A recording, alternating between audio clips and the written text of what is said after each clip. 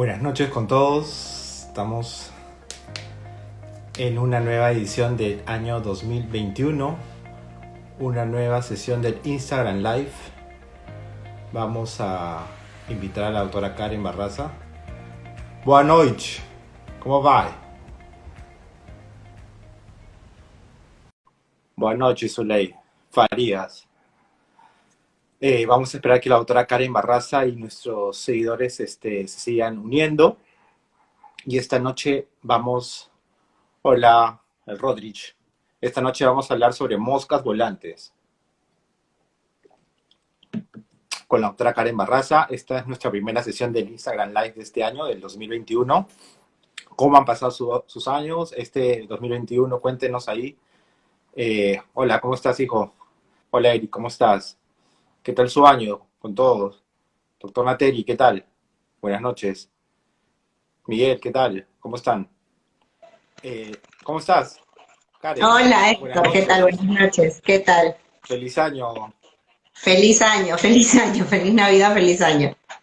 Karen, tú eres mi primera invitada del año 2021 a nuestro primer Instagram Live y quiero agradecerte por aceptar la invitación y tomarte este tiempo para poder ayudar a nuestros pacientes sobre este síntoma que es muy frecuente, ¿no? Justamente yo le decía hace un rato a nuestros seguidores que se están uniendo que creo que de 10 pacientes que vemos, por lo menos 5 o 6 tienen este problema de moscas volantes. Tus Así es. palabras, Karen, para tus seguidores, nuestros colegas, nuestros amigos que nos están viendo, nuestros pacientes.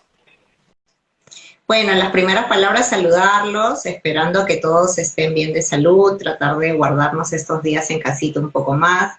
Y sí, mira que cuando he posteado el tema de moscas volantes, muchos me han estado preguntando, pero ¿y qué es la mosca volante? O sea, ¿por qué van a hablar de moscas volantes? Y yo le digo, bueno, es la manchita que se ven, que como tú bien dices, pues es casi la mitad de la consulta de retina, ¿no? El hecho de que ven la culebrita, la mosquita, la manchita, y lamentablemente pues es un tema que a veces no lo podemos solucionar, no podemos dar una gotita mágica para solucionar el síntoma del paciente, que a veces suele ser bastante molesto en algunos casos, ¿no?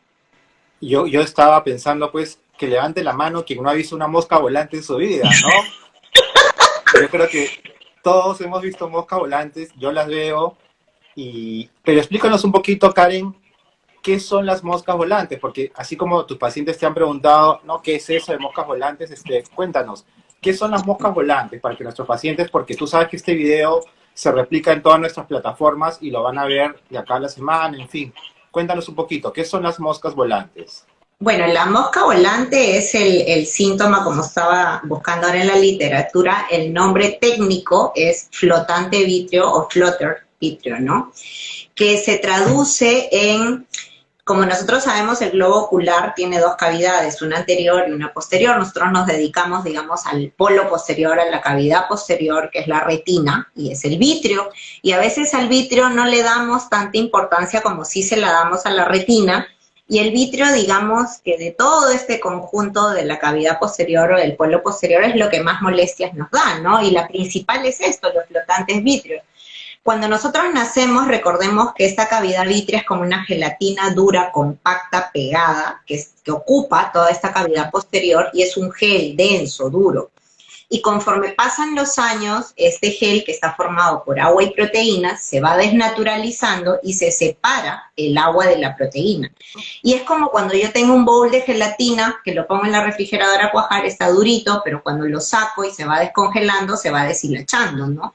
Y es lo que exactamente le pasa al vítreo conforme vamos envejeciendo. Entonces, a veces al paciente pues no le gusta mucho entender que así como nos salen canas, arruguitas, etcétera, nos aparecen las moscas volantes o las manchitas volantes. Entonces, sí, pues que levante la mano quien no ha visto una mosca volante, ¿no? Yo.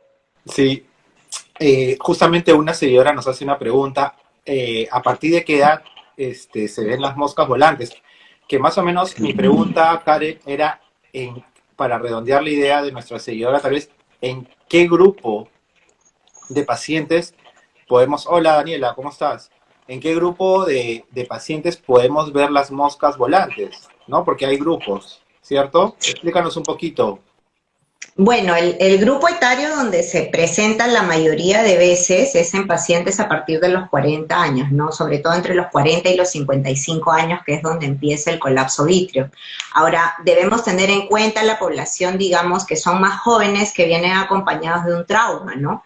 Que a veces no siempre, digamos, es un pelotazo o un golpe directo en el ojo, sino a veces algún sacudón fuerte de cabeza o algún zarandón en el cuerpo, que puede producir que este gel vítreo se separe de la cavidad del globo ocular, ¿no? Así es. Ahora, no todos los pacientes tienen los síntomas, ¿cierto? Al momento de pensar en ese tema, revisé que más o menos el 20 a 30% de los pacientes tienen la sintomatología. Pero cuéntanos un poquito, Karen, también sabemos que en los miopes es más frecuente. ¿Por qué motivo? Porque acordémonos que la longitud axial del globo ocular en un paciente miope es bastante más grande que en un ojo normal, en un hemétrope o en un hipermétrope, ¿no? Entonces, el gel a la hora que se descompone es más frecuente que se desnaturalice más y sobre todo que los pacientes tengan otros síntomas acompañados del colapso vítreo, ¿no?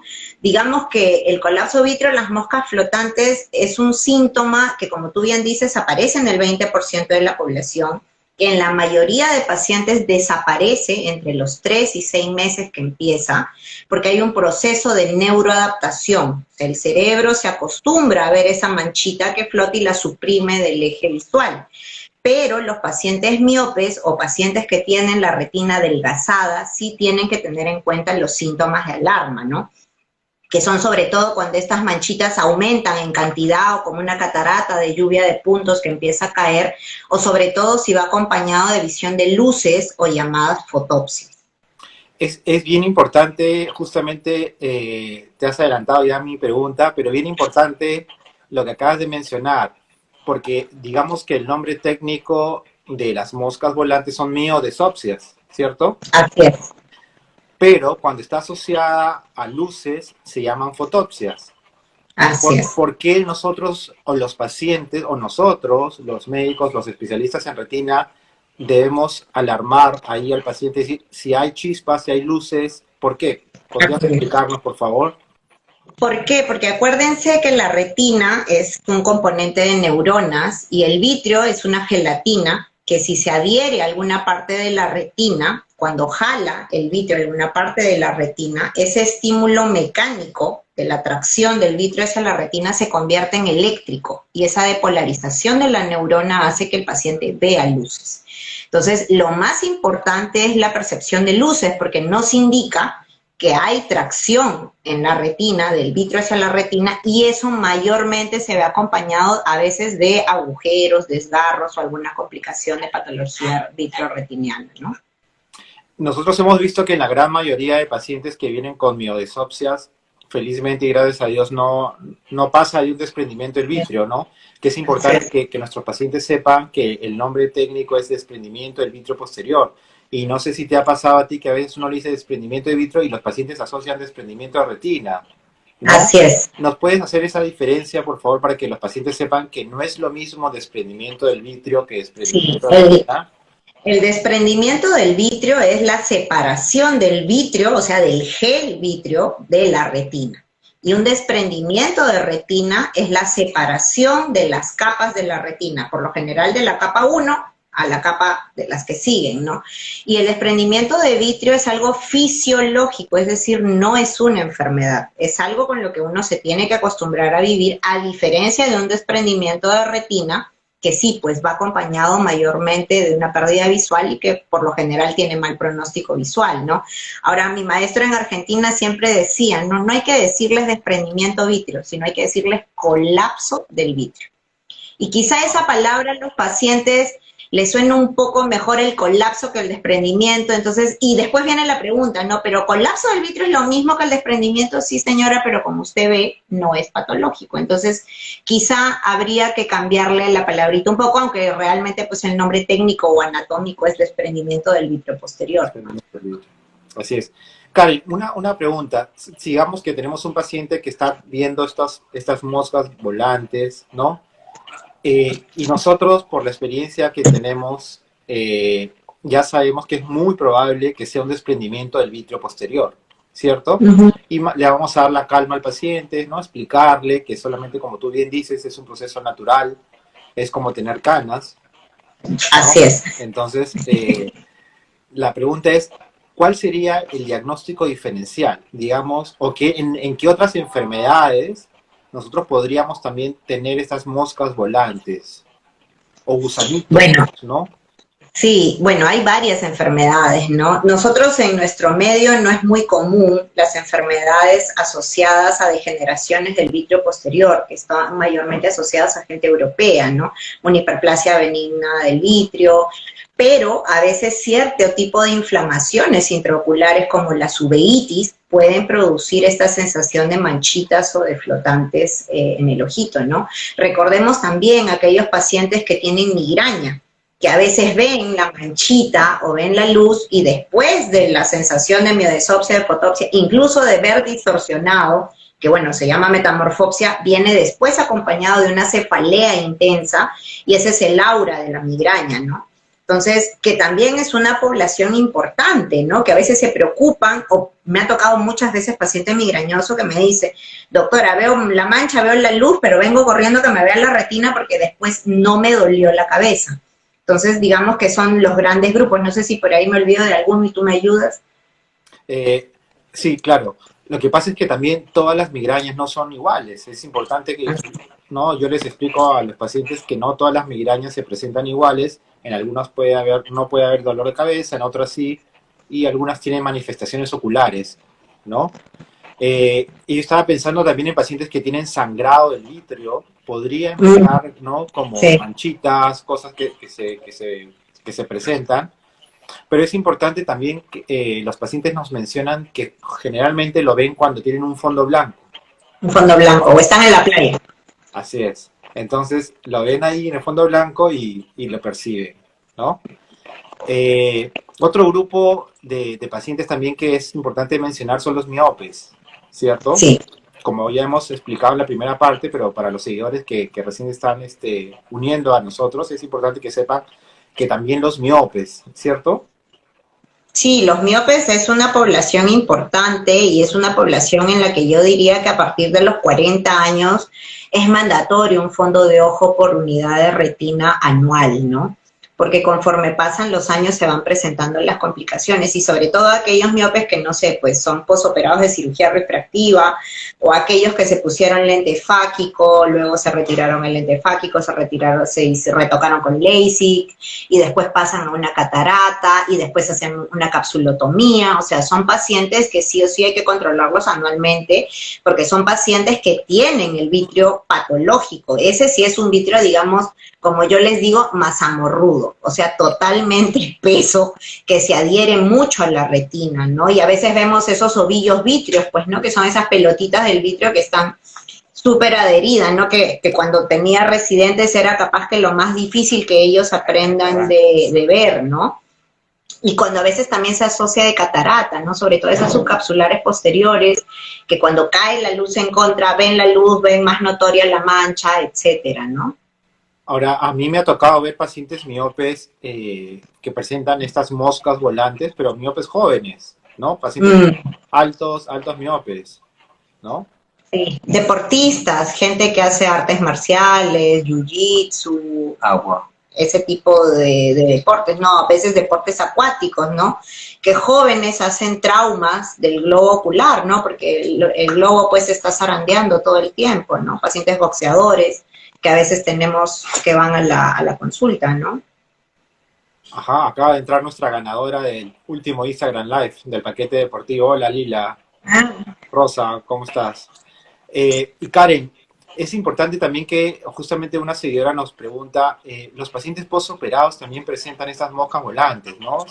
Los pacientes postoperados, sobre todo postoperados de Jack Laser, ¿no? De la limpieza del lente intraocular, pacientes, ¿no? Pacientes postoperados de retina, ¿qué nos podrías complementar? Sí, yo creo que eso es importante, la valoración de, digamos, el fondo de ojo y ver bien el vitrio y la retina antes de la cirugía de catarata y antes de la capsulotomía.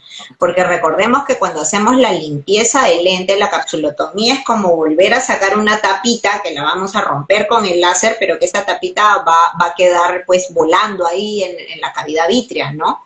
Y a veces no siempre nos permite hacer una capsulotomía, digamos, perfecta en hojalata y en cruz, que es que rompemos los pedacitos y para el paciente queda imperceptible. O hay pacientes que igual a veces, no sé, son muy acuciosos o muy ansiosos y buscan la manchita y la logran pues describir perfectamente, ¿no? Y pasa mucho, el paciente que ve y dice, ve una culebrita que tiene dos cabecitas o que esto, y ellos como se angustian por la forma, digamos, en la que ven la mancha, o sea, quieren describirla de forma perfecta y les preocupa mucho, o sea, les genera ansiedad porque pues verdaderamente la mancha no se les va, ¿no? Y si la buscan en el fondo blanco, la van a ver. La van a encontrar, ¿no? Así es. Se están uniendo más seguidores y vamos a hacer un pequeño resumen. Sabemos que las moscas volantes pues se deben a un problema básicamente del vitrio, que como bien dijiste es una degeneración propia, ¿no? de la edad, pero también podemos verla en pacientes miopes, en pacientes con inflamaciones intraoculares, en pacientes posoperados, pero no sé si coincidimos, Karen, pero esta es una enfermedad en la cual y le explico, ¿no? Les explicábamos, señor, esto es muy frecuente, es como tener canas, en fin. Ok, doctor, ¿y qué hacemos? ¿Qué ¿No? hacemos? Ya, claro, ¿no? Porque ya diagnosticamos, ya lo evaluamos, le hemos explicado, pero el paciente quiere una solución. Ya no quiero ver la mosquita, ¿no? Sí. ¿Cuál es tu conducta? ¿Qué haces con estos tipos de pacientes que lamentablemente a veces nosotros por lo menos nos quedamos frustrados porque no tenemos mucho que Sí. hacer? ¿Cuál Bueno, es tu conducta? hace de 2 a 3 años cuando salió el ELEX, el láser este que rompe el vitrio, que si Danielita sigue en el Insta, la tesis de retinóloga de ella fue de ese tema, ¿no? Del resultado del láser ELEX en DBP y hacer el cuestionario de si el paciente mejoraba o no mejoraba. Y realmente, pues, no hay una diferencia estadísticamente significativa. O sea, usando no el láser, el paciente de 50 y 50 mejora y no mejora la molestia, ¿no? La otra conducta es hacer vitrectomía. Yo soy de la idea que no, porque el paciente post-vitrectomizado igual ve manchitas, porque siempre pues queda cúmulos, etcétera, ¿no? Que a veces acompañado de las manchitas también está el otro pequeño grupo de pacientes que aparte tienen yalosis asteroidea, o alteraciones del vitrio, ¿no? Que son cristales de colesterol que se acumulan y que ven como unas de estrellas ahí, y que bueno, que a veces incluso no nos permiten ver la retina en su totalidad, ¿no? Claro. Ahora, o sea, es importante que los pacientes sepan que hay dos opciones, ¿no? Ponerle láser para que esas hebras, esas fibras caigan finalmente y hacer una cirugía, que es un procedimiento un poco más agresivo, Más ¿no? invasivo. Yo particularmente, te soy sincero, y los pacientes que nos están viendo, porque este video se va a ver más adelante, va a tener reproducciones, yo no hago ninguno de los dos procedimientos, porque como bien dices, la literatura no hay un sustento real para el uso del Jack Láser. Es muy variable los resultados, inclusive la bibliografía hay de los dos lados, ¿no? No es que sea un procedimiento que esté estandarizado, este tipo de láser. Y me ha tocado pacientes con estos tocantes ya con muchos síntomas que me han pedido que los opere y la verdad que he preferido no hacerlo, ¿no? Entonces, pero ¿qué hacemos, Karen? ¿Qué haces tú? No pones láser, yo tampoco, no los No, operamos. ¿Qué hacemos con el no, paciente? no pongo láser, no los opero, salvo que, a ver, encuentre una degeneración retiniana periférica, un agujero inminente, que ecográficamente encuentre tracción. Y bueno, recuerda que este es uno de los pocos temas, o sea, no tanto el colapso del vitrio, sino las degeneraciones retinianas periféricas, es uno de los pocos temas en los que no hay un consenso mundial. O sea, los americanos, digamos, no hacen nada, los chinos y, digamos, los de Arabia, los de Dubái, fotocoagulan 360, igual que los chinos, y los europeos solamente tratan si es que el paciente pues tiene una lesión, es sintomático, es decir, ve luces, o hay una tracción inminente en la ecografía. yo soy de esa tendencia, o sea, de la tendencia europea, ¿no? No trato si es que no veo un agujero o un desgarro, porque acordémonos también que fotocoagular en exceso en una retina, pues que no tiene lesiones, nos puede llevar a un desprendimiento de retina con desgarro gigante en mayor incidencia de una retina no tratada. Así es, Yo ¿no? O creo que en sea, eso coincidimos. es importante que los pacientes se lleven eso, ¿no? Si no hay un desgarro y por lo menos sintomático, yo creo que no vale la pena ponerle láser al desgarro, ¿no? Hay que tener mucha paciencia para explicarles y que ellos entiendan, ¿no? Y como yo a veces, porque a veces dicen, pero no me está haciendo nada. Entonces yo les digo, no señor, no señora, no es que no le haga nada, yo lo voy a observar. O sea, eso hay que controlarlo y esperar pues que lleve su proceso, ¿no?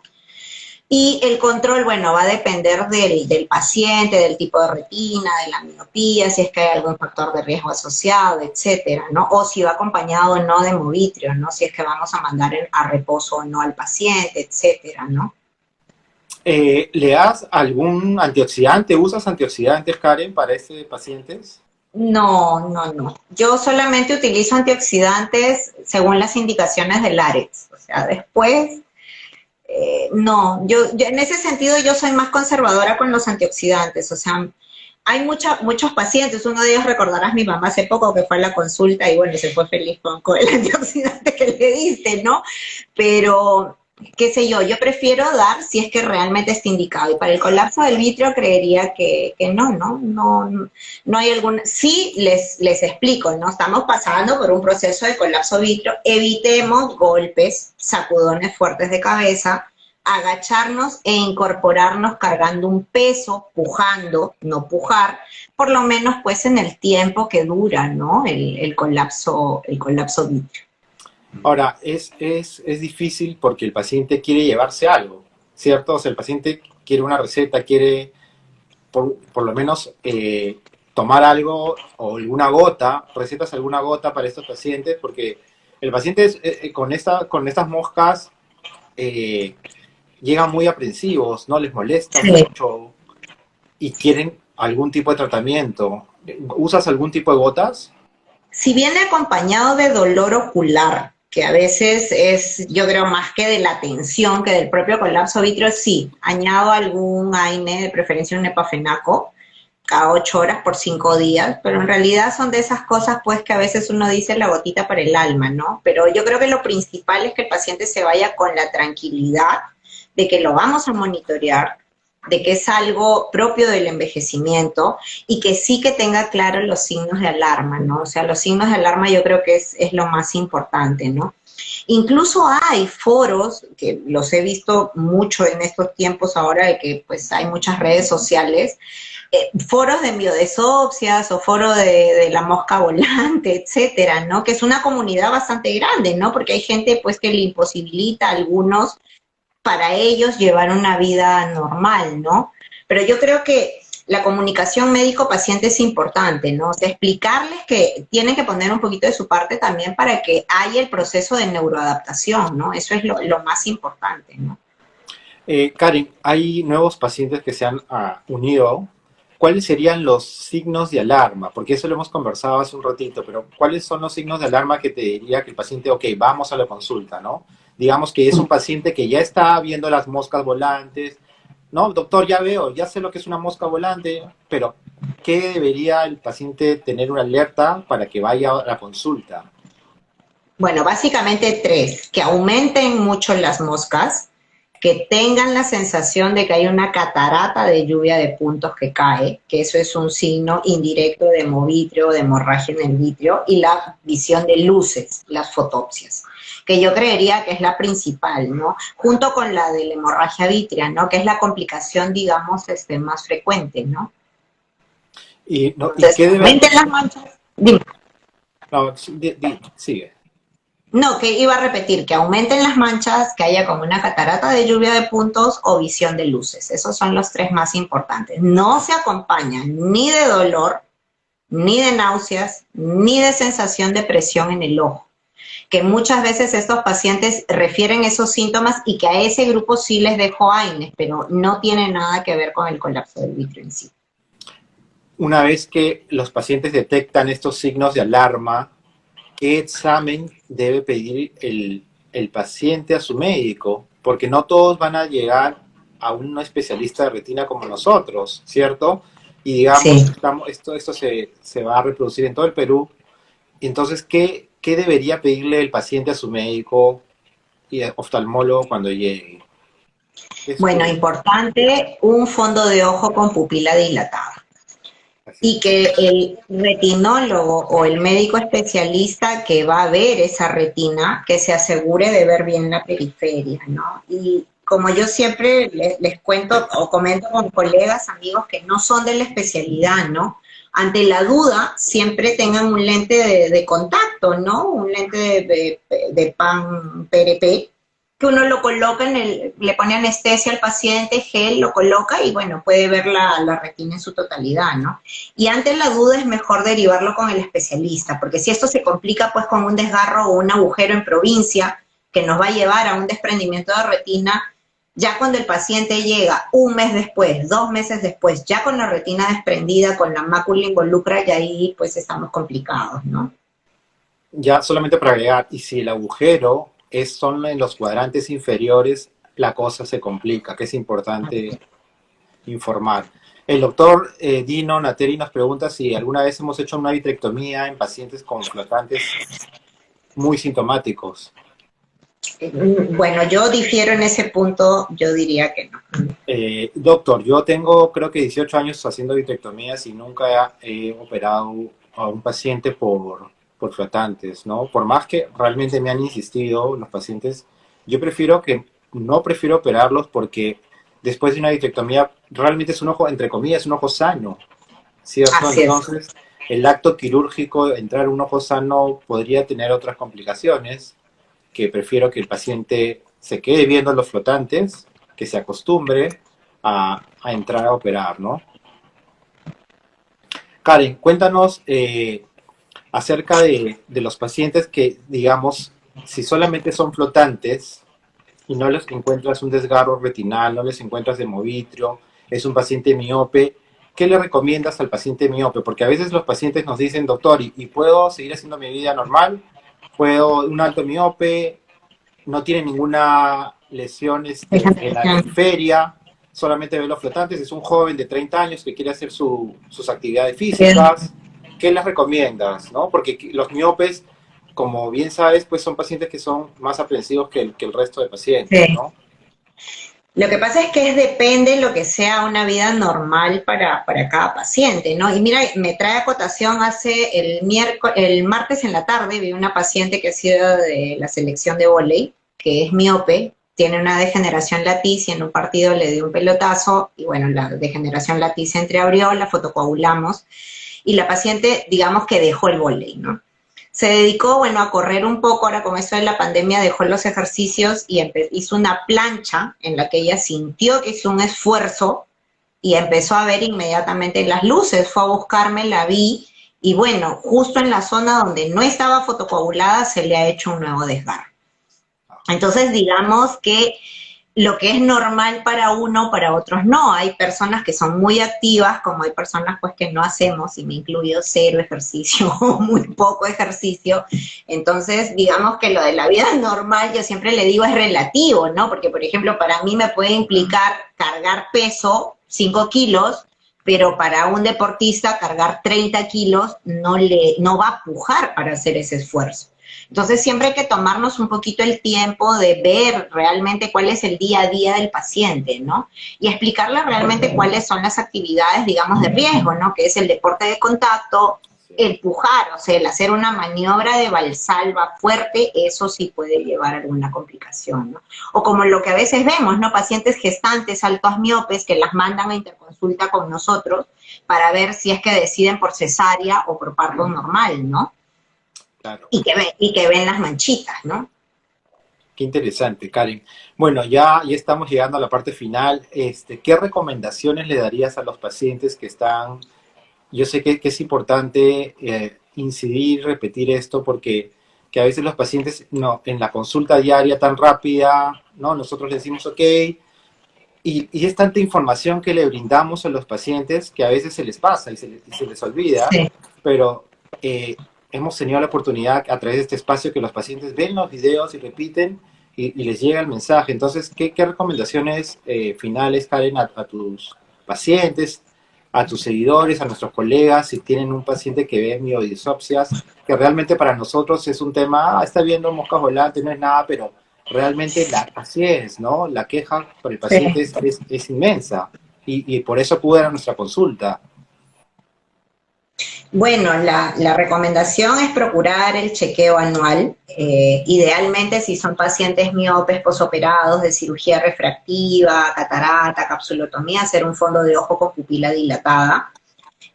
Si recién aparecen las manchas, o sea, acudir para un fondo de ojo para que el médico le diga si hay factor de riesgo o no hay factor de riesgo, ¿no? Si no hay factor de riesgo, creería yo que con un control a los 6 meses o al año es más que suficiente.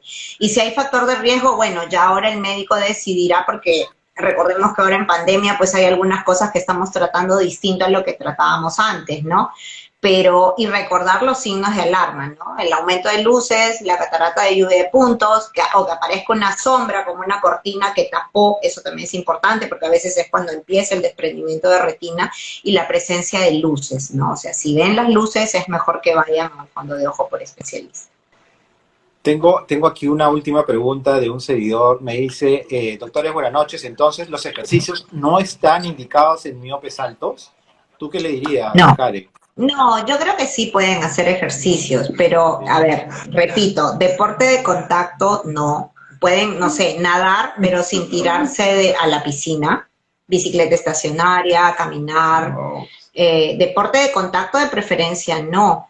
Pero bueno, tenemos pacientes miopes con retina tratada que hacen este tipo de deportes y que bueno, gracias a Dios en la mayoría de casos no les pasa nada. O que a veces no hacen ninguna actividad física y sin que haya la actividad física aparece el hemovitrio o aparece la complicación, ¿no? Simplemente por... Lo importante yo pienso es que hay que individualizar al paciente, ¿no? Sí. Digamos, es un miope alto, pero ojo único. Caramba, exacto. Ahí sí vamos con calma. O tengo miopes altos con mucha miodesopsia, con lesiones tratadas, con láser, y quieren operarse catarata, entonces vamos con calma, ¿no? Y tienen sí, claro. 50 y tantos años, tienen un techo de vida alto, entonces Sí. la idea es pues que cada paciente es un universo separado, especial, y hay que tratarlo de acuerdo a eso, ¿cierto? Sí, Karen, sobre todo el paciente miope alto, que es tan complicado, ¿no? Que es aquel que quiere ver bien sin anteojos y es aquel que se somete a más cirugías para no tener el anteojo. Y son los pacientes que por lo general se complican, ¿no? Y son los que presentan este tipo de problemas de moscas volantes más temprano que el resto de pacientes, que es importante que sepan, ¿no?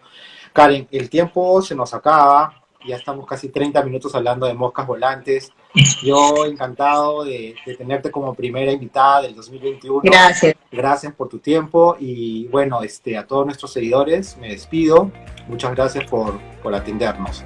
Y nos vemos de acá a 2 semanas en una nueva sesión del Instagram Live. Gracias, Karen. Listo, gracias. Chao.